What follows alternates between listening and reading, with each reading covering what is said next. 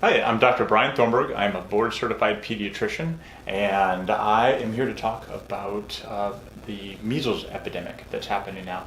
Not going to talk about whether you should take the vaccine or not. I just want to talk about the epidemic since it's been all over the news and there's a lot of fear going on. So I want to use the CDC data to tell you how serious this is, where the disease has come from historically, and why we're in the situation that we're in. So there's several reasons that we're starting to see a rise in measles. First, we have infants who cannot be vaccinated to the MMR vaccine, which contains the measles vaccine, because it's a live virus vaccine and we don't give those to infants. There's also the unvaccinated population. Those who do take the vaccine, not everybody acquires immunity. There's a difference between vaccines and immunity. So those who take the vaccines, sometimes they don't take their body doesn't accept the vaccine and create a vaccine response to the injection. And then the last is, over time we start to lose our immunity to the vaccine. So if I take a shot today, in 20 years I don't have the same immunity to the vaccine that I did from the day I took it. So those are the reasons that we're starting to see more measles cases. So it's not just the unvaccinated population. There's a lot of other people that can get measles, and those who have been vaccinated as well as those who just can't take the vaccine. One other population that I'd have to mention is those who are immunocompromised can't take live vaccines either, so they can't take the MMR shot. So looking at the CDC data, you can go to the CDC website and you go to cdc.gov, and it's under a section called Wonder, and so you can find this data yourself. So the most recent information we have is from 2010 through 2017, and in that time period there were 35 proven death cases from the measles MMR vaccine. 35 proven death cases. There are actually several thousand cases still pending to be investigated about the effects of the MMR vaccine. And those numbers, and this is from the CDC website, is that there's 89,355 reports of measles vaccine reactions, hospitalizations, injuries, and deaths following the measles vaccine made to the federal vaccine adverse events reporting system. So those have to move through the system. And then of that number, 445 related deaths, 6,196 hospitalizations, and 1,657 related disabilities. So that's already made it into the VAERS system. So the 89,000 number just reported, and then we have probably around 8,000 that have already made it into the VAERS system. Again, you can go to the cdc.gov under the Wonder section and you can find that information for yourself. During that same time period from 2010 through 2017, there have been 2,035 confirmed measles cases. That's the last we have information through 2017. Now, with the recent epidemic of measles cases, there have been, as of today, per the CDC, again, the CDC, it's .gov site, there have been 626 cases from January 1 of this year through today, 696 cases. So if we take the numbers from 2010 through today, we have about 2,700 cases. And I don't have any information from 2018, so we have that's sitting out. But historically, there's been a couple hundred cases a month, so we can just round the number up to say about 3,000 measles cases from 2010 through today. So about 3,000 measles cases. Historically, before we had the vaccine was introduced in the 60s and really became in more popular use or more widespread use in the late 60s and early 70s. And the incidence of death prior to the vaccine was 0.2% per thousand cases. So it was 1 to 2 deaths, and this is also from the cdc.gov/measles/case outbreaks, and it shows that the CDC reports that the measles caused 1 to 2 deaths for every 1,000. So it was 0.001% death rate, 0.001% to 0.002 death rate before we had the vaccine. The CDC reports that from 2010 to 2017, we've had 5 measles deaths. So there were 2,035 cases from 2010 to 2017 with 5 measles deaths. So that's sitting in about the same percentage that was the pre-vaccine era. Now there can be a complication from measles. It's called subacute sclerosing panencephalitis, and so that's caused 7 more deaths. So the total number of measles deaths from 2010 to 2017 is 12. 12 deaths during that time. 5 from the measles, 7 from a complication from the measles. Now, if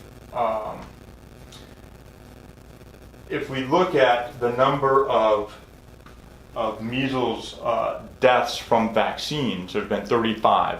Now, that doesn't mean that the vaccine causes more deaths than the actual disease, because what we're talking about is how many kids have been vaccinated, and so we have different denominators. 12 people die from measles,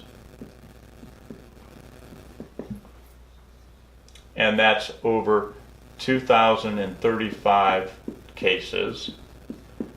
That gives us an incidence of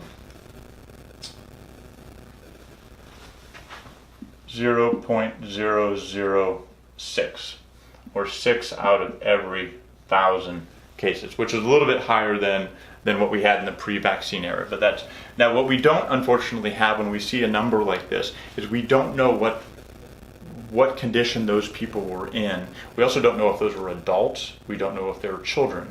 That information is not provided by the CDC. We just know that 6 people died from, I'm sorry, not 6 people, but 12 people died from measles or the complication from measles.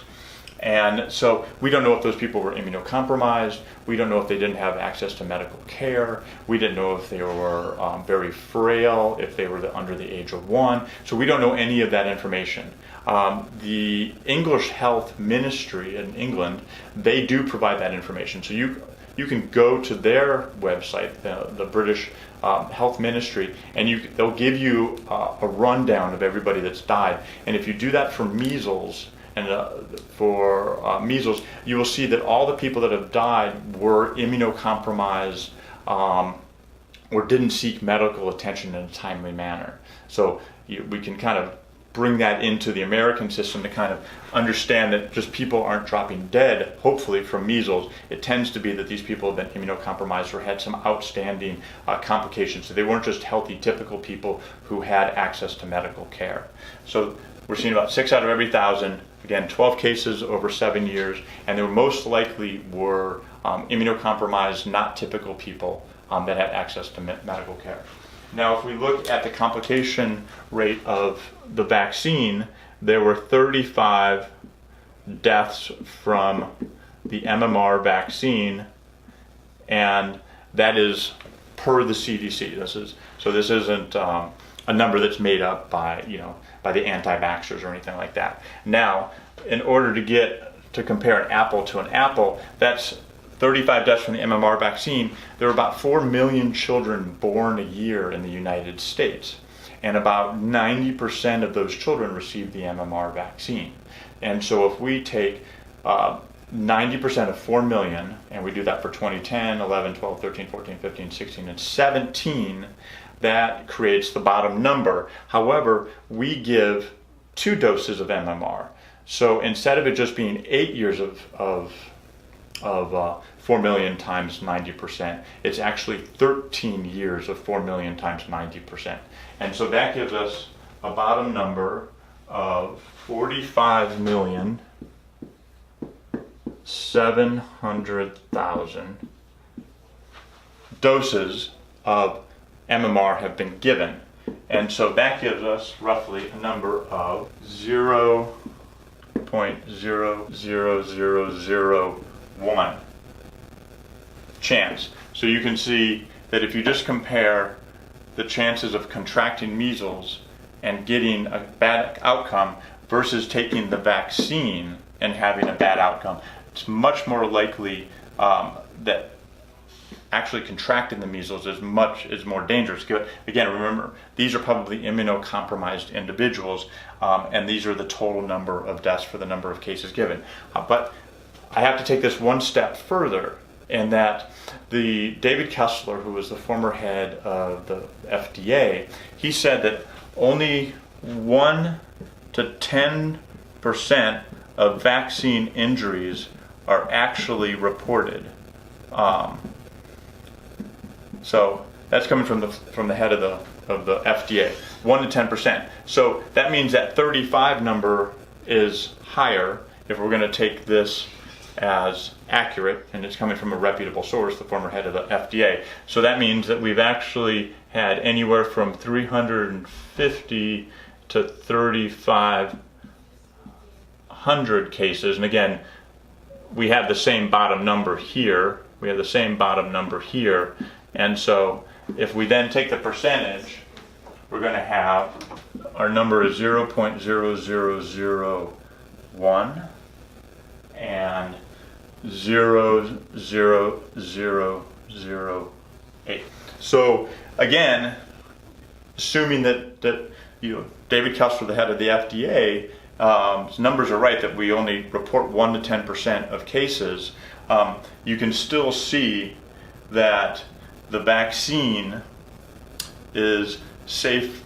Complications from the vaccine are less likely to happen than actually getting the illness. So hopefully this will help you feel more comfortable in understanding the measles, the vaccine issue.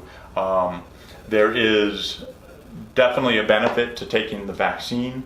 However, we have to really understand that the people that are dying, if we're using the British medical system, because they do provide background data on anybody that's passed away, that it tends to be immunocompromised, it tends to be people who don't access medical care or have multiple medical problems. So it's not healthy people that are dying. And this year we've had 626 cases this year to date, and not a single person has died. So I hope this provides some helpful information in understanding something about the epidemic that's happening right now. This is all CDC data. It's coming from reputable sources, and you can see how the numbers are falling out. The numbers really don't lie. Now, that's hopefully going to help, but to help prevent you from getting, a couple things I want to show, to help you from getting measles, there's things you can do. There's a lot of research out there that shows vitamin A helps prevent the measles, also helps treat the measles. So you want to make sure you're taking vitamin A. A good website to go to find out the right dosing for you, because it changes depending how old you are, and I'm a pediatrician, so I'm looking at kids, and kids take different dosing as they get bigger. So if you go to the Linus Pauling Institute, and that's at the University of Oregon, they study vitamins and minerals better than anybody else does. So you could go there, type in vitamin A dosing, and look at your child's age, look at the vitamin A dosing, and that's the amount you should give. There's also other things that you can take that will help, and one of my friends came up with this list. You can take vitamin C, because that's an anti-inflammatory. You should take zinc because it boosts the immune system. Taking activated charcoal helps clear toxins from your body. And if you're stressed, you're more vulnerable to disease. You can understand that. If you're tired, you're more likely to snap at somebody. Well, your body works the same way. If it's under stress, if you have a lot of toxins because you're not eating right, the activated charcoal will help eliminate the toxins that are in your system, and then help your body stay healthier. Most of your immune system sits around your gut. You can also take calendula lotion if you start to get the disease, and astragalus is a strong antiviral that will also help prevent the disease. So those are several things you can start to take. So hopefully we've helped people understand the disease, what's happening actually out there, how often it's actually affecting people, what kind of people are affected, how many people are actually having complications, and the benefits of the actual vaccine and what you can do to prevent even having to get the disease, whether you've taken the vaccine or not, and that's with vitamin A, astragalus, activated charcoal, vitamin C, and zinc. So I'm Dr. Brian Thornburg. I'm board certified pediatrician, father of 8 kids, so I'm right there in the trenches with you. So hopefully this has been beneficial. Share it with your friends because there's getting a lot of phone calls from my patients about this. All right, take care and have a good day.